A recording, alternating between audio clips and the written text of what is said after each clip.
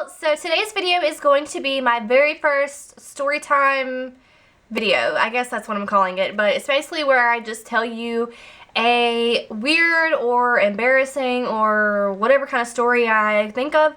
I just tell it to you because anybody who knows me knows that I'm like weird and awkward, and I attract weird and awkward things happening to me, if that makes sense. But so this story is going to be featuring my best friend Megan, and I will insert the most embarrassing picture I can of her right here in the video somewhere. And okay, I'll make it embarrassing for myself too, so she's not the only one. But most of the weird things that happen to me are coincidentally with her. I don't know what that says about her too, but so this video is going to be, or this story is going to be about the time when we had our very own stalker. So let's just get started. So like I said, I'm like the most awkward person that you could probably meet, and so it's only fitting that these awkward things happen to me and Megan. So this happened a few years ago. I would say maybe like three or 4 years ago. And as most of y'all know, I live in South Carolina and she used to live in Georgia. So when we would meet like 2 or 3 times a year in this certain town. And looking back on it now, like, we both know that this town is known for being kind of dangerous and not really a safe town to be in. But like I said, this was 3 or 4 years ago. I was like 19, 20, so I really had no idea. And so yeah, we met at this town more than one time, and nothing had ever happened to us until this time, and it happened to be our last time meeting there, probably for this reason. So the story goes like this. Me and Megan met in this town, and which was like a halfway point.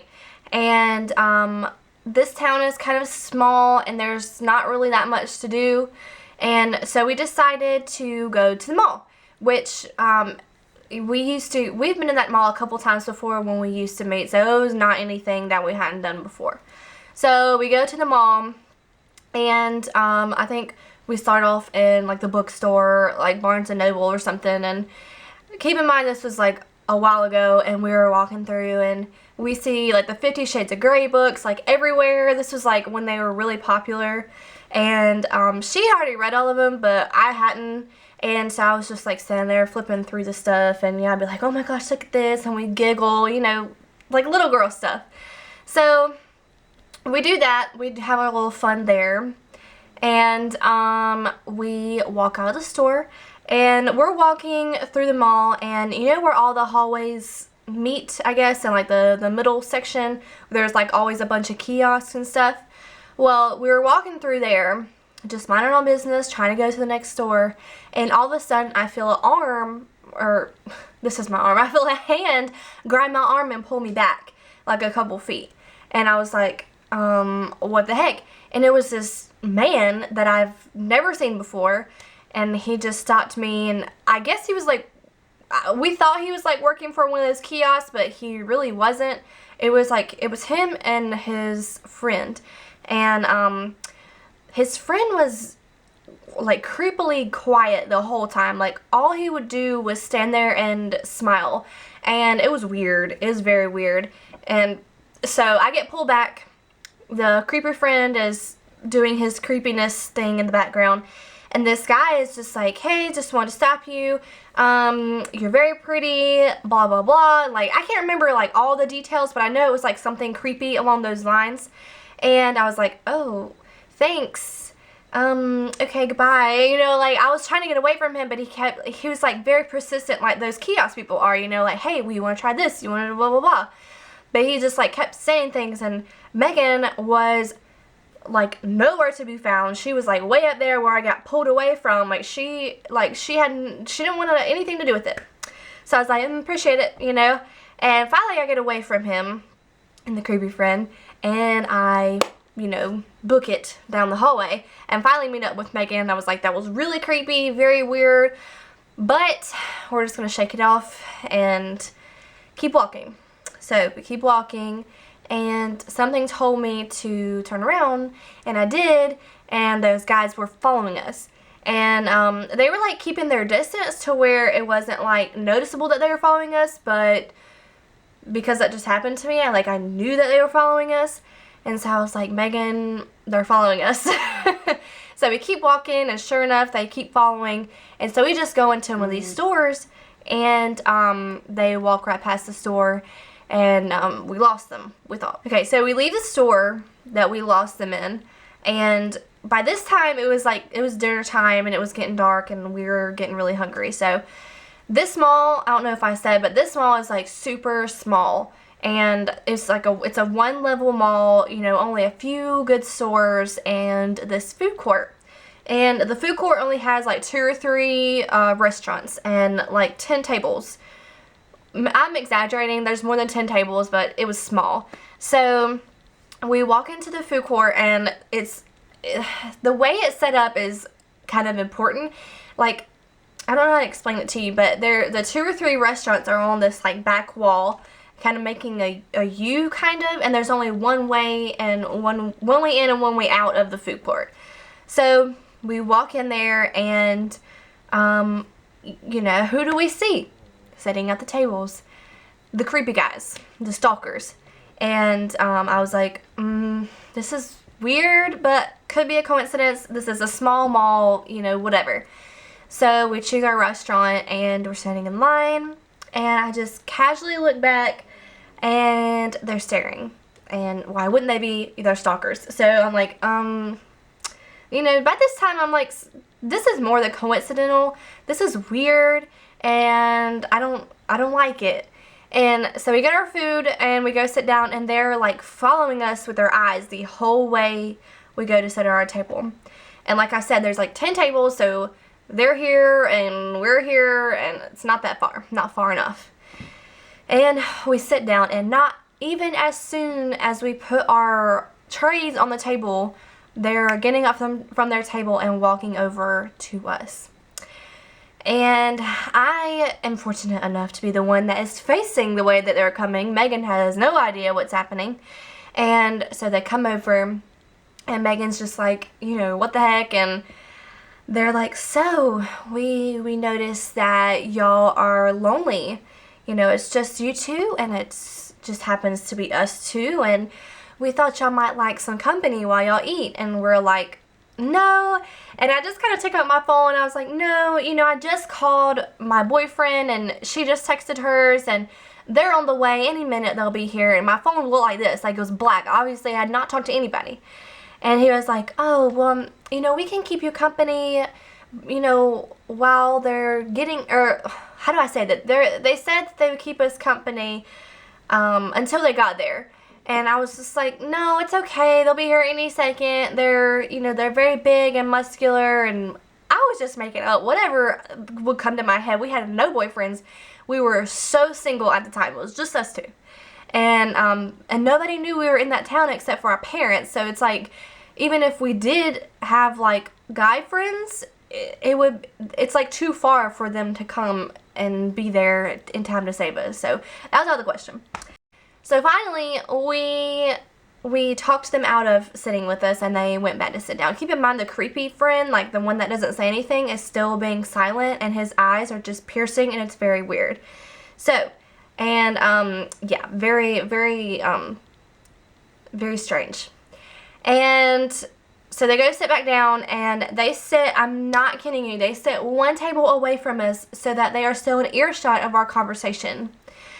And I just leaned over to Megan, and I was like, this is getting so weird. Like, this is getting, like, literally very uncomfortable. And I think this is, like, a serious situation now, because they are not leaving us alone. And we don't have boyfriends to come save us. And it's just us two. You haven't said anything this whole time.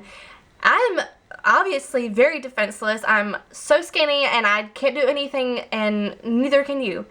And so we just kind of ate and minding our own business, and thankfully they didn't come and like bother us again. I think because they could kind of hear our conversation, and they were like keeping their eyes on us the entire time. Like Like the actual stalker guy, he sat to where he could face me, and he would always be like, you know, creeping in on his friend, like, what you doing over there now? You know, I'm just like hiding behind Megan every time he, you know, looks around his friend, and every now and then he would say something to his friend, and his friend would turn around with his eyes, and it was just too much. And so they sat there the entire time we ate. And finally I was like, okay, Megan, we have got to leave. Like, now. We're done with our food. It's dark outside. It's late. And these guys are freaking us out.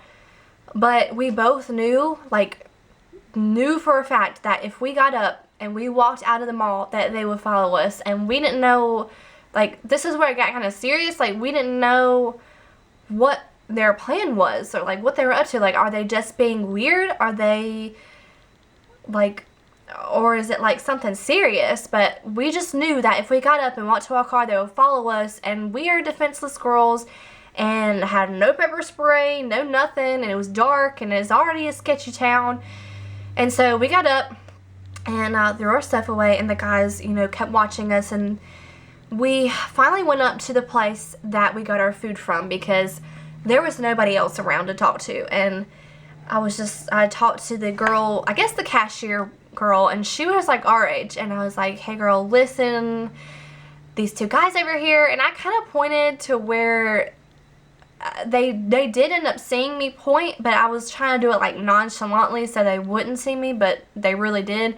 I was like, these two guys over here, and since they were watching us, they knew that I was talking about them. And so that's when they kind of got this like fear in their eyes, and Megan was watching them, and they kind of like got up, and they didn't want to leave us, if you know what I mean, but they were kind of like getting freaked out that we knew what they were doing. And I was like, you know, this is getting really weird. I told her everything that had happened that day. I said they have not left us alone all day. And she's like, tell me who it is again. And so I point at him, the really stalkery guy, the one that has talked this whole time. And she's like, I know him. She's like, more than one girl has called the mall security about this person before. He's not even supposed to be here. Like, he is banned from the mall. And I was like, what? Are you serious? She's like, yeah, like, now that you're pointing him out to me, that guy is, like, he has, like, a restraining order or something with this mall. Like, he's not supposed to be here because he does this to girls all of the time. And I was like, okay, this is, like, really weird. And she's like, just hang out right here. I'm going to call the security and get them to come down here. And I was like, okay. And Megan was freaking out. I was freaking out. And these guys were, you know, still chilling out, you know, keeping an eye on us, but kind of like walking around like they were shopping, but they weren't, because they were still watching us and waiting for us to leave. So the girl calls the security, and she's like, you know, this guy is back with his friend. He's not supposed to be here, and these girls are freaked out. They're ready to leave, and these guys need to go because they're ready to leave, and, you know, these guys are dangerous. They're not supposed to be here. So as soon as these boys see the security guards coming, there's like 3 or 4 guards. They sprint out of there. I mean, I have not seen someone run so fast. And they just book it out of there, because they knew that they weren't supposed to be there, and that they were doing something wrong, and that this whole situation was just weird. And so the security guards come, and me and Megan go sit back down for a little bit, kind of like collect our thoughts and everything. And the security guards are just like walking around the food court. Keep in mind, I told you there's only one way in and one way out, so they're just like, you know, pacing pretty much to just keep us safe in there. And when we were ready to get up, we got up, and we told them thank you, and we left the food court. And this was in the back of me and Megan's mind, where I was like, these guys are going to be outside. I just know they're going to be outside when we walk out there. And Megan was like, well, they may not know, like, you know, what are the chances that they'll be at the same exit or entrance that we parked at? And I was like, yeah, that's true, but it is a small mall, so you never know. And so we walk out, and we did not see them. There's other creepy people out there, but they had their own friends, and they were talking to each other, but there was no sign of these guys. But as soon as we got there, we ran to her car and got in there and locked the door. And I was like, this has been like one of the weirdest mall experiences I have ever experienced. And she's like, yeah, me too. And I was just like, you know what? Something tells me I'm gonna have to, I just feel like I need to look up the sex offender list for this town. I don't know why. I just get these like weird feelings. But so we're driving back to where I was parked, and I was looking through the sex offender registry, and the first person on that list was this man. I was like, Megan, look, and it was the man, and he had like multiple charges on him, you know, like the stalking kind and whatever. And I was just like blown away. I was like, no way. But it was him, and Megan was like freaking out, and I was freaking out, and it was just like, I don't know. But we got back safe. Everything's fine, obviously. But I don't know. It's just like the moral of the story is you don't know what the Lord is protecting you from in these certain situations. And it could have been a lot worse. Like a very serious situation, but turned out to be not, you know, but it was still very weird. So yeah, like I said earlier, if y'all want to hear more story time videos, or if y'all want to hear more stories, then let me know somewhere in the video. You can like the video or comment or something. But I always get to thinking, like, why does that always happen to us? Like, why do these weird things always happen to us? But I guess it makes for a good video, right? Don't forget to like the video, and please don't forget to subscribe if you enjoy my videos. That would really mean a lot to me. So I hope y'all have a good week or weekend whenever you're watching this, and I will see y'all in my next video. Bye, y'all.